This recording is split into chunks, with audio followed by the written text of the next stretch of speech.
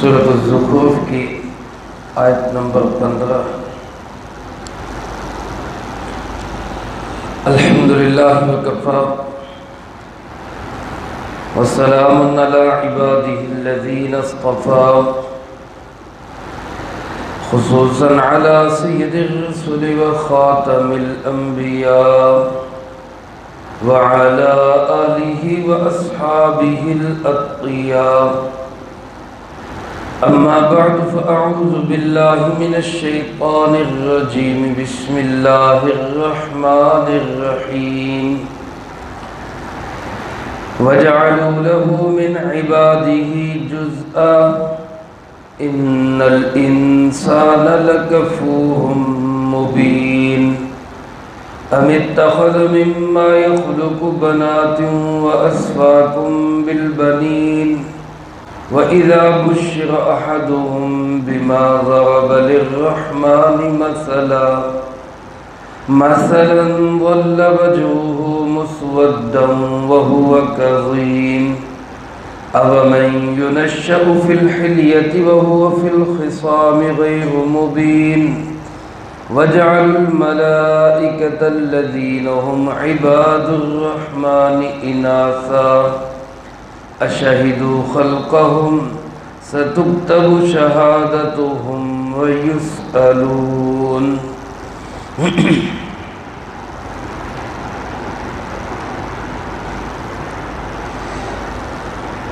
ان آیات مبارکہ میں اللہ رب العالمین نے اپنی توحید کو بیان کرتے ہوئے شرک کی ایک بہت بری شکل اور صورت کی تردید کی ہے۔ جس طرح کسی کو اللہ کا ساجی اور شریک ٹھہرانا، کسی کو مشکل کشا، حاجت روا، بگڑی بنانے والا، مسئلے حل کرنے والا سمجھنا، یہ توحید کے خلاف ہے، شرک ہے۔ اسی طرح کسی بھی مخلوق کو اللہ کا جز یا حصہ قرار دینا، یہ بھی شرک ہے۔ کسی کو اللہ کا بیٹا قرار دینا، کسی کو بیٹی قرار دینا، کسی کو اللہ رب العالمین کے حصے قرار دینا۔ میرے محترم دوستو، اللہ کی ذات قدیم ہے، لا زوال ہے، ازل سے ہے، ابد تک ہے۔ اس کی انتہا بھی کوئی نہیں، اس کی ابتدا بھی کوئی نہیں۔ وہ ابتدا سے بھی پاک ہے، انتہا سے بھی پاک ہے۔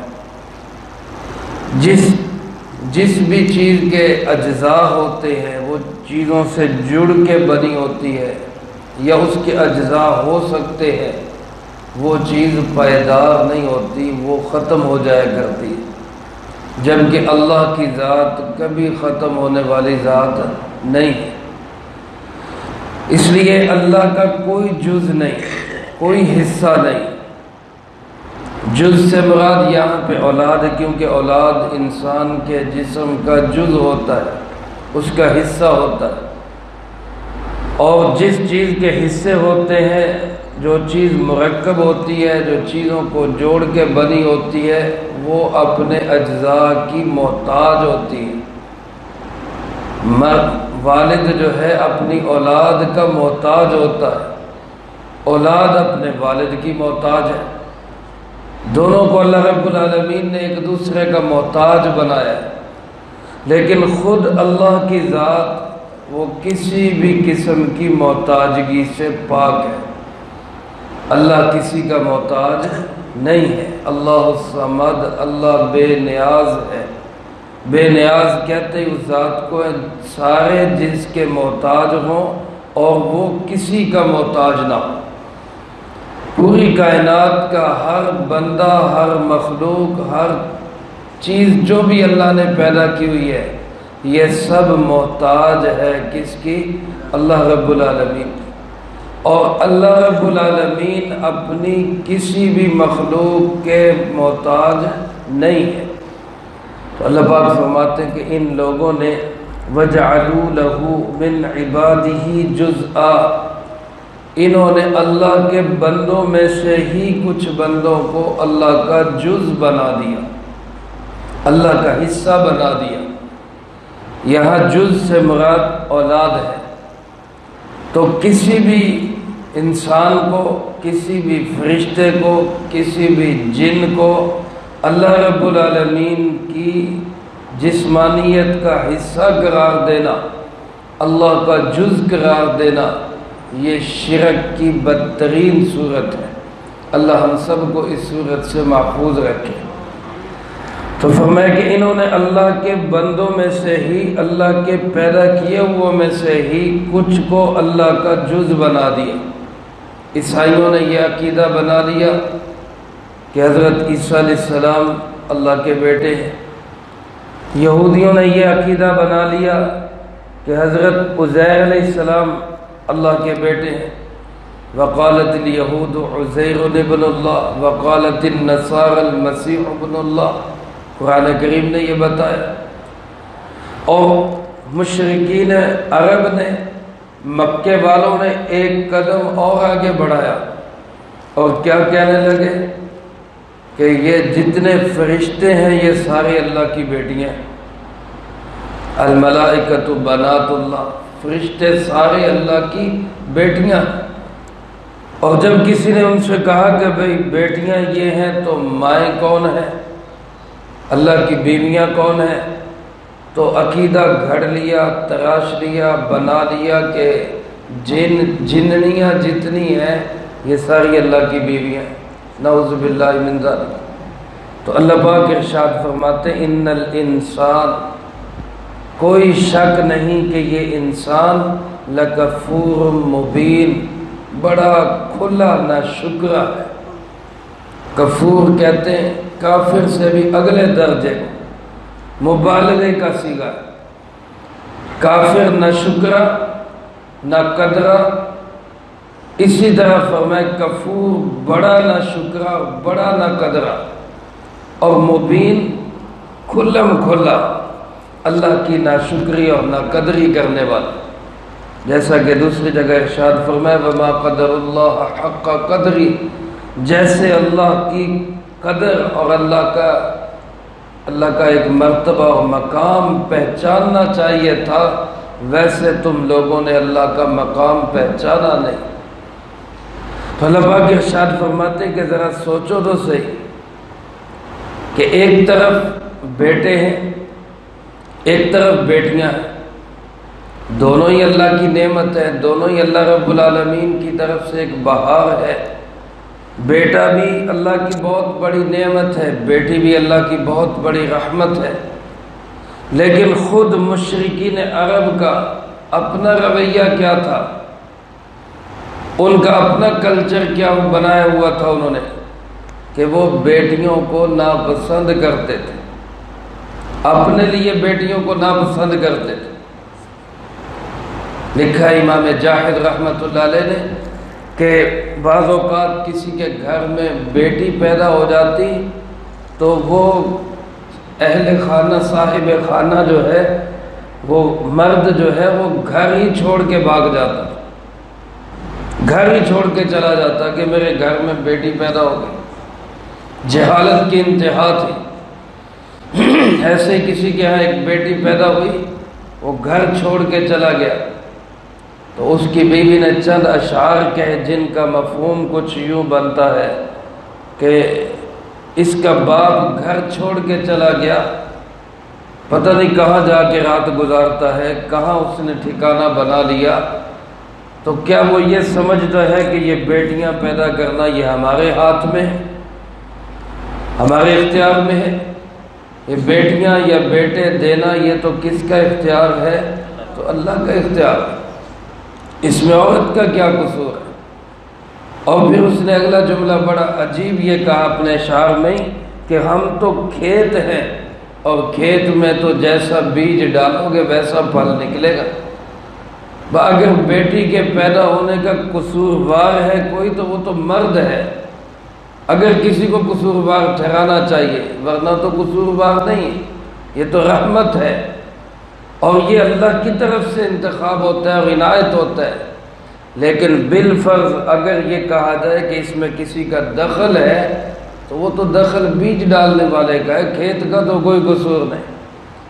لیکن آج بھی میرے دوستوں ایسی جہالت ہے لوگوں کے اندر، بیٹیاں پیدا ہوں عورت کو قصوروار ٹھہرایا جاتا ہے، عورت کو ذمہ دار قرار دیا جاتا ہے، اور پھر لڑائی جھگڑے ہوتے ہیں، مار کٹائیاں ہوتی ہیں، بعض اوقات طلاق تک نوبت پہنچتی ہے۔ یہ پرلے درجے کی جہالت اور احمقانہ پن۔ اول تو بیٹی جو ہے اس کو ہمیں رحمت سمجھنا چاہیے، اللہ کی نعمت اور احسان سمجھنا چاہیے۔ جیسا کہ بعض روایات میں آتا ہے، آپ صلی اللہ علیہ وسلم نے ارشاد فرمایا بہت مبارک وہ بطن ہے، مفہوم عرض کر رہا ہوں، وہ بطن، وہ پیٹ بہت مبارک ہے جس کا پہلا جنم ہی بیٹی ہے۔ اللہ ہمیں ان بیٹیوں کی قدر کی توفیق نصیب فرمائے۔ سرکار دو عالم صلی اللہ علیہ وسلم نے ارشاد فرمایا جس کا مفہوم یوں ہے کہ جو دو بیٹیوں کی پرورش کرے، ان کو پالے اور پوسے، ان کی دینی تربیت کرے، اور پھر ان کو صحیح جگہ پہ ان کا نکاح کر دے، اللہ کے محبوب صلی اللہ علیہ وسلم نے فرمایا وہ کل قیامت کے دن ایسے میرے ساتھ ہوگا جیسے یہ دو انگلیاں ساتھ ہیں۔ کسی نے عرض کی اللہ کے محبوب جی صلی اللہ علیہ وسلم اگر کسی کی بیٹی ایک ہو وہ، تو آپ نے فرمایا ایک بیٹی والے کو بھی اللہ یہی فضیلت اور مقام عطا فرمائے۔ تو میرے محترم دوستو، خود عرب کے معاشرے کی حالت یہ تھی کہ بیٹیوں کو ناپسند کرتے، اللہ پاک نے اسی کا ذکر کرتے ہوئے فرمایا ام اتخذ مما یخلق بنات، کیا اللہ کے لیے تو اس کی مخلوق میں سے بیٹیاں بنا دی، وَأَصْفَاكُمْ بِالْبَنِينَ، اور اس نے تمہارے لیے بیٹے چن لیے، کہ خود کے لیے تو بیٹے پسند ہیں اور اللہ کے لیے بیٹیاں۔ حالانکہ فرمایا وَإِذَا بُشِّرَ أَحَدُهُمْ، اگر ان میں سے کسی کو خوشخبری دی جائے، بشارت دی جائے، بما ضرب للرحمن، اس کی جو یہ اللہ کی مثال بیان کر رہے ہیں، یعنی بیٹیاں، فرشتوں کو کیا کہہ رہے ہیں کہ اللہ کی بیٹیاں ہیں، اگر ان بیٹیوں کی خوشخبری خود ان کو دی جائے کہ تیرے گھر میں بیٹی پیدا ہوئی ہے، اللہ فرماتے اپنی حالت ان کی یہ ہو جاتی ہے کہ ظل وجہہ مسودہ، ان کا چہرہ سڑ کے سیاہ ہو جاتا ہے، بیٹی کیوں پیدا ہو گئی، وہو کظیم، اور وہ غم سے گھل رہا ہوتا ہے، منہ چھپا رہا ہوتا ہے کہ میرے گھر میں بیٹی کیوں پیدا ہو گئی۔ اللہ پاک فرماتے اب من ینشأ فی الحلیہ، کیا وہ ایک مخلوق جس کی اٹھان ہی زیورات میں ہوئی ہو، ایک مخلوق، عورت ایک ایسی مخلوق ہے جس کی اٹھان ہی کس میں ہوتی ہے، زیورات میں ہوتی، زیب و زینت میں ہوتی۔ فطرتی طور پہ عورت زیب و زینت کی دلدادہ ہوتی، اس کو پسند کرتی، میک اپ کرنا، زیب و زینت کرنا، آرائش و زیبائش کرنا، اپنے آپ کو سجانا سنوارنا، یہ عورت کی گویا کہ فطرت میں داخل ہے۔ اللہ پاک فرماتے کہ ایک مخلوق ایسی ہے جس کی اٹھان، نشو و نما اور اس کی بڑھوتری ہی زیورات میں ہوتی ہے، وَهُوَ فِي الْخِصَامِ غَيْرُ مُبِينٍ، اور وہ جھگڑے کے موقع پر اپنی بات بھی کھول کے بیان نہیں کر سکتی۔ ایک عورت کے اندر اللہ نے یہ فطرتی کمزوری رکھی، الا ماشاء اللہ، یہ سب کے اندر نہیں ہوتی، کچھ خواتین ایسی بھی ہوتی ہیں جو ماشاءاللہ بڑی ذہین، بڑی سمجھدار، بڑی زیرک، بڑی دانا و بینا، اور وہ گفتگو کرتی ہیں تو بڑے بڑے مردوں کو بھی پیچھے چھوڑ جاتی، لیکن عمومی طور پر عورت کے اندر علم و فہم کی کمی ہوتی ہے، اس لیے کہیں جھگڑا ہو جائے تو اپنی بات کھول کے بیان کرنا، اس کو دلیل سے ثابت کرنا اس کے لیے مشکل ہو جاتا ہے، وہ اس کی بجائے رونے لگ جاتی، یا وہ جھگڑا کرنے لگ جاتی ہے، تان و تشنی پہ اتر آتی ہے۔ اللہ پاک فرماتے ہیں کہ ایک تو یہ مخلوق ہے، اور خود کے لیے کیا پسند ہے کہ اپنے لیے بیٹے پسند ہے۔ فرمایا وَجَعَلُ الْمَلَائِكَةَ الَّذِينَ، ان لوگوں نے، ان ظالموں نے فرشتوں کو، ہم عباد الرحمن، جو کہ اللہ کے بندے ہیں، یعنی اللہ کی عبادت کرنے والے، اللہ کی مخلوق، اللہ کی اطاعت کرنے والے، ان کو انہوں نے لڑکیاں قرار دے دیا، اناسا۔ ان کو کیا پتہ فرشتے مؤنث ہیں کہ مذکر ہیں؟ اول تو فرشتوں کے اندر مذکر مؤنث ہی کوئی نہیں، کیسے پتہ ان کو کہ فرشتے مؤنث ہیں؟ اشہدوا خلقہم، کیا یہ فرشتوں کی پیدائش کے وقت پاس موجود تھے؟ یہ دائی کے فرائض انجام دے رہے تھے کہ ان کو پتہ ہے کہ فرشتے لڑکیاں ہیں، تو کس بنا پہ ان کو بیٹیاں قرار دے رہے ہیں؟ ذرا اس کو ثابت تو کریں۔ اللہ پاک فرماتے ہیں کہ ایک تو فرشتوں کو لڑکیاں قرار دینا یہ جرم، پھر ان کو جو کہ اللہ کے عبد ہیں، مخلوق ہیں، ان کو اللہ کی اولاد قرار دے دینا یہ اس سے بڑا گنونا جرم ہے۔ فرمایا سَتُكْتَبُ شَهَادَتُهُمْ، ان کی گواہی لکھی جائے گی۔ یہ اگر کہتے ہیں نا کہ یہ ایسا ہے جی، لڑکیاں ہیں جی، اور یہ اللہ کی بیٹیاں ہیں جی، فرمایا کہ یہ لکھا جائے گا۔ وَهُيُسْأَلُونَ، اور پھر آخرت میں ان سے سوال ہوگا، اب ثابت کرو۔ اور میرے محترم دوستو، میرا اور آپ کا یہ عقیدہ اور نظریہ ہونا چاہیے کہ اللہ کا کوئی جز نہیں ہے، اللہ کی کوئی اولاد نہیں ہے۔ اللہ رب العالمین کے اللہ جسمانیت سے ہی پاک ہے، اللہ جسم سے ہی پاک ہے، کیونکہ جو جسم ہوتا ہے وہ ختم ہو جاتا ہے، اللہ رب العالمین نے کبھی ختم نہیں ہونا، اس لیے جب اس کا جسم ہی کوئی نہیں تو اس کا حصہ کیا ہوگا؟ اللہ رب العالمین کا وجود ہے، قدیم ہے، وہ کیسا ہے اس کی حقیقت کو کوئی پا نہیں سکتا، لیکن اللہ ہے اور اللہ ایک ہے، اس کا کوئی جز، کوئی اولاد نہیں ہے، اس کا کوئی ساجی اور شریک نہیں ہے۔ یہ قرآن و سنت کا عقیدہ ہے۔ اللہ مجھے آپ کو سب کو یہ نصیب فرمائے، اسی عقیدے پہ زندگی، اسی عقیدے پہ موت نصیب فرمائے، جو کہا سنا اس کو زندگی میں لا کے دوسروں تک پہنچانے کی توفیق عطا فرمائے۔ اللہم انت السلام ومنک السلام، تبارک ربنا وتعالیت یا ذا الجلال والاکرام۔ اللہم اعنا علی ذکرک وشکرک وحسن عبادتک، اللہم احسن عاقبتنا فی الامور کلها واجرنا من خزی الدنیا وعذاب الآخرہ، اللہم باقیتا کباقیت الولید، اللہم استر عوراتنا وآمن روعاتنا، اللہم انا نجعلک فی نحورہم ونعوذ بک من شرورہم، اللہم اکفنا بحلالک عن حرامک وأغننا بفضلك عمن سواك، اللهم اكفنا كل مهم من حيث شئت ومن أين شئت، رب اغفر وارحم وأنت خير الراحمين، رب ارحمهما كما ربياني صغيرا، يا حي يا قيوم برحمتك نستغيث، يا حي يا قيوم برحمتك نستغيث، يا حي يا قيوم برحمتك نستغيث، وصلى الله على النبي الكريم وعلى آله وأصحابه أجمعين برحمتك يا أرحم الراحمين۔